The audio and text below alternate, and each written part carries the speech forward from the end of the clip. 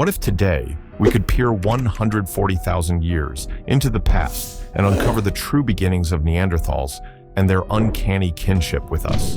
In 1932, a peculiar child's skull was unearthed in Israel's Skul cave.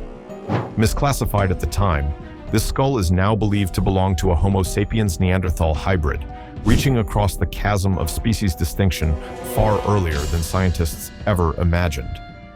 This discovery rewrites the narrative. The paths of our ancient relatives didn't merely cross, they merged. Meanwhile, in remote Siberia, a fossil known as Denny, a child of a Neanderthal mother and Denisovan father, confirms that interspecies unions were far more common than previously believed. Jump forward to France, where a Neanderthal named Thorin survived in isolation, untouched by external gene flow nearly until the end of his time. And nestled in Central Europe lie the silent witnesses of admixture, the Zlati-Kuhn and Ranis genomes, bearing the scars of a single, defining mingling between Homo sapiens and Neanderthals around 45,000 to 49,000 years ago. This evolving story, etched into bones and genomes, reveals that the tapestry of human origins is woven from threads we share with the Neanderthals, rich, tangled, and astonishingly unexpected. For more than a century, the story of the Neanderthals has been told in fragments.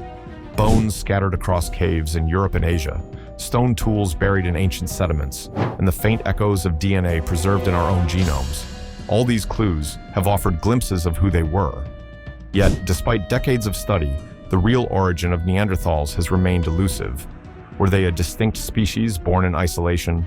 Or were they, from the very beginning, intertwined with us? Our story and theirs inseparably linked. A discovery made in 1932 at Skul Cave in Israel is now helping to reshape that debate. At the time, archaeologists uncovered the partial skull of a child, but without the benefit of modern genetics, its features were difficult to classify. Some saw traits of early Homo sapiens. Others noticed the robust, archaic form more typical of Neanderthals. For decades, the find sat in collections, its significance overlooked. Recent reanalysis, however, has revealed something extraordinary. Using CT scanning and digital reconstruction, researchers found that the Skul child bore a mix of features so unusual that only one explanation fits. This was likely the offspring of a Neanderthal and an early Homo sapiens. If true, it would represent the earliest known hybrid of its kind, dating back nearly 140,000 years, far earlier than the main wave of contact between our ancestors and Neanderthals in Europe. This child's existence suggests that the story of Neanderthal origins is not one of separation, but of contact zones, where populations met, mingled, and left descendants with complex identities. It also points to the Levant, the crossroads of Africa, Asia, and Europe, as a critical region where humans and their close cousins overlapped for tens of thousands of years. The Skul child is only one piece of the puzzle.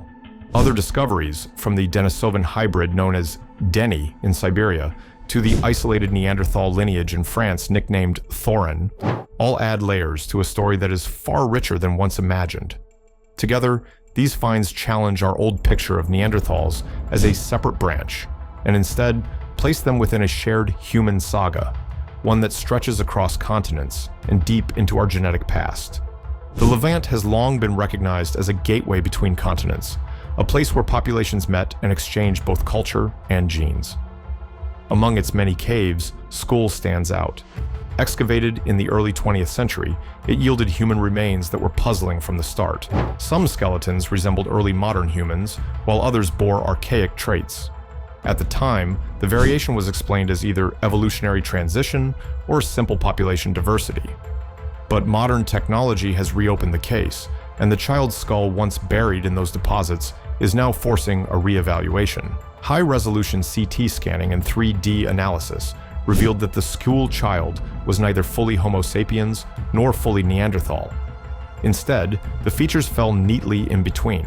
A modern, human-like face, combined with a more archaic, Neanderthal-shaped brain case. This pattern is best explained by hybridization, suggesting that interbreeding between our species and Neanderthals occurred far earlier than the well-documented contacts in Europe, roughly 50,000 years ago. The implications are significant. If this child truly represents a first-generation hybrid, then the meeting of Neanderthals and Homo sapiens was not an isolated late event. It was part of a much deeper and older process. The Levantine corridor, situated between Africa and Eurasia, was a natural meeting ground where small populations likely encountered one another repeatedly over tens of thousands of years. Each encounter may have left behind genetic traces, some surviving into later populations, others vanishing with local extinctions. This challenges the tidy view of human prehistory, in which groups replace one another in succession. Instead, it paints a picture of overlapping populations, coexisting in the same landscapes, sometimes competing for resources, sometimes exchanging knowledge, and occasionally producing children together. The school child represents the human story at its most complex. Not a neat branching diagram, but a web of connections. Far from being an anomaly, this hybrid may have been part of a recurring pattern. And evidence from thousands of kilometers away, in a cave deep in Siberia, would later confirm that interspecies unions were not rare accidents, but a fundamental part of how human lineages interacted. In 2018, a tiny fragment of bone recovered from Denisova Cave in Siberia stunned the scientific community. Known simply as Deni, or Denisova 11, the specimen was initially unremarkable, a sliver of long bone, barely identifiable by sight. But when geneticists extracted DNA, the results revealed something unprecedented.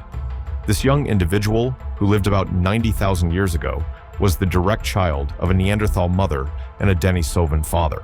This discovery provided the first clear genetic proof of hybridization between two distinct human lineages. Before Deni, researchers could only infer interbreeding from scattered traces in modern genomes. Here, however, was concrete evidence of a first-generation hybrid, someone who embodied the union of two populations once thought to have lived largely apart. Deni's genome told an even more intricate story. Her Denisovan father carried Neanderthal ancestry several generations back, showing that these lineages had crossed paths before. This suggests that interbreeding was not a rare chance occurrence, but a repeated part of human interaction wherever populations overlapped. Denisova Cave itself appears to have been a meeting place, with evidence of both Neanderthals and Denisovans occupying it at different times. What makes Deni so important is not just her hybrid status, but what she reveals about the fluidity of ancient human boundaries. Instead of sharp divisions between species, we see populations moving, meeting, and blending. To early humans, these encounters were not abstract questions of biology. They were lived experiences, where cultural exchanges, alliances, and family bonds blurred the distinctions drawn by modern science. The broader genetic legacy of these unions is still carried today. People of non-African descent inherit about 2% of their DNA from Neanderthals, while populations in parts of Oceania and Asia carry significant Denisovan ancestry. Deni is a reminder that these fragments of ancient DNA in our genomes come from real individuals, from children who lived at the crossroads of worlds. From the Levant's school child to Siberia's Deni, the pattern becomes clearer. Interbreeding was not an anomaly, but a recurring thread in human evolution. The next question is how these interactions shaped Neanderthal populations themselves, and in France, a discovery known as Thorin offers new clues. In the rolling hills of southwestern France, archaeologists uncovered a fragment of jawbone that would later be known as Thorin. At first glance, it seemed like just another Neanderthal fossil, important, but not extraordinary. Dating placed it around 42,000 years ago, a time when Neanderthals were approaching the twilight of their existence in Europe. But when researchers sequenced Thorin's DNA, the results told a strikingly different story from the hybrids found in the Levant and Siberia. Unlike Deni or the school child, Thorin showed no evidence of recent gene flow from outside populations. His genome was remarkably isolated, carrying signatures of inbreeding and limited diversity. This suggested that Thorin's group was part of a shrinking, fragmented Neanderthal population that had little or no contact with neighboring Homo sapiens or Denisovans. In other words, while some Neanderthals lived in contact zones rich with interbreeding, others remained in enclaves, genetically cut off from the outside world. This isolation had consequences. Genetic bottlenecks, the reduction of genetic diversity within small groups, are often linked with declining resilience. For Neanderthals like Thorin's community, this meant reduced adaptability to changing environments and increased vulnerability to disease and resource scarcity. In many ways, Thorin's genome represents the final chapter of the Neanderthal story. Small groups scattered across Europe, surviving for a few millennia longer, but with little hope of long-term continuity. Thorin's discovery highlights the unevenness of Neanderthal history. They were not a uniform population experiencing the same fate everywhere. In some regions, they mingled and exchanged genes with newcomers. In others, they persisted in isolation until their line faded away. This patchwork of outcomes complicates the old narrative of Neanderthals as a single, cohesive population wiped out by the arrival of Homo sapiens. Instead, their decline was uneven, shaped by geography, contact, and chance. By the time Thorin lived, hybridization events were still occurring elsewhere, but his lineage seems to have been cut off from them. His DNA provides a rare glimpse into the last stages of a population approaching extinction, isolated, vulnerable, and yet still distinctly Neanderthal. For decades, scientists debated when our species first encountered Neanderthals. The classic view held that Homo sapiens left Africa in a major wave around 60,000 years ago, entered Eurasia, and soon after, interbred with Neanderthals. This was thought to explain why nearly all non-African people today carry about 2% Neanderthal DNA. But recent studies are reshaping that timeline. Genomes from early Homo sapiens fossils in Central Europe, such as those from Zlatykun in the Czech Republic and Ranis in Germany, show evidence of contact with Neanderthals as early as 45,000 to 49,000 years ago. This fits with archaeological findings of modern human tools spreading through Europe around the same period. These individuals, sometimes called the first Europeans, were part of an early wave of Homo sapiens moving north from the Levant. Their genomes reveal long stretches of Neanderthal ancestry, a hallmark of recent interbreeding. The fact that this Neanderthal DNA appears in all modern non-African populations suggests that a single major episode of admixture occurred shortly after humans left Africa, before their descendants dispersed across Europe, Asia, and beyond. In other words, the interbreeding event was not repeated endlessly in every region. It happened once, early, and then spread with migrating human populations. Yet, this does not mean contact was rare. The schoolchild in Israel and Denny in Siberia prove that interbreeding occurred at multiple points and in different regions. But only one of these events left a genetic signature that persists widely today. Others were absorbed into local populations that eventually vanished, leaving no descendants. This revised timeline complicates our understanding of the out-of-Africa migration. Instead of a single, clean departure, it seems there were waves of dispersal, some as early as 200,000 years ago, where small groups ventured out, encountered Neanderthals, and sometimes blended with them. Most of these early ventures ended in extinction, but the genetic traces they left behind provide a ghostly record of those forgotten journeys. The story of Neanderthal admixture is not just about who mated with whom. It raises a deeper question. How did these genetic exchanges shape the biology and adaptability of the populations that followed? That question leads us to the role of hybridization in survival itself. Each new fossil, each newly sequenced genome, seems to pull apart the tidy timelines we once relied upon. For most of the 20th century, the story of Neanderthals was framed as a simple progression. They emerged in Europe, thrived for hundreds of thousands of years, and were replaced by Homo sapiens around 40,000 years ago. Interbreeding, if it happened at all, was considered rare and insignificant. But discoveries like the schoolchild, Denny, and Thorin have forced a rethinking of that narrative. We now know that Neanderthals were not merely a European phenomenon. They were part of a wider network of populations spread across Eurasia, overlapping with both Denisovans and early Homo sapiens. Evidence of contact stretches back at least 140,000 years, meaning that our lineages were entangled for far longer than once imagined. Instead of two species meeting only at the end of Neanderthal history, their interactions were woven throughout their existence. The revised timeline also shows how uneven these encounters were. In some places, like the Levant, early Homo sapiens entered repeatedly, sometimes leaving descendants who interbred with local populations. In others, such as parts of Western Europe, Neanderthals remained relatively isolated, like Thorin's group. Rather than a single global event, the story is one of regional variation, with different outcomes depending on geography and circumstance. This new framework reshapes how we think about human evolution as a whole. No longer is it a tree with clear branches that split and never touch again. Instead, it looks more like a braided river, channels diverging and reconnecting, carrying sediments of ancestry that blend and disperse.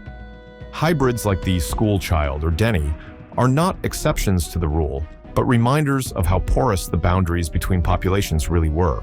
The shifting timeline also reframes the end of the Neanderthals. Rather than being suddenly replaced, they were gradually absorbed into a larger human population. Their disappearance was not an extinction in the absolute sense. It was a merging. Their genetic legacy carried forward within us. The question now is, what did this blending mean for us biologically and culturally? To answer that, we need to examine how Neanderthal DNA influenced survival, adaptation, and even aspects of modern human life.